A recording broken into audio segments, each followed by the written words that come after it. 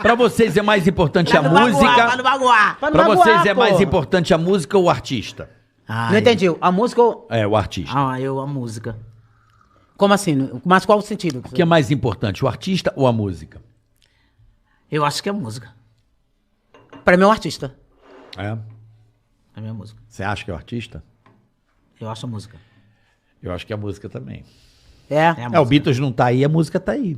É, Verdade. É a Hã? música. É. Então a Parando música pra pensar, é. verdade, A música. Música é música. Todo mundo que olha canta. O quê? É música, verdade. bichão.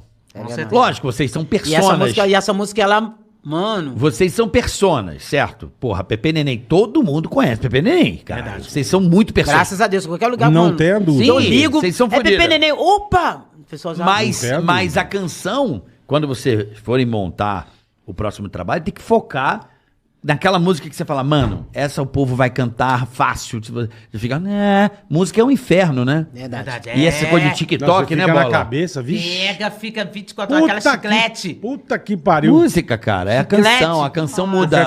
que a de vocês foi. Foi mesmo. É. Na época foi um Na puta época chiclete, foi... cara. Nossa Chiclete. senhora. Você Se ficava com fosse essa hoje, porra- Vixe. puta. É, Você ficava com esse Mano, a negócio gente na tava igual aí, cabeça. ó, batendo com a Anitta, por quê?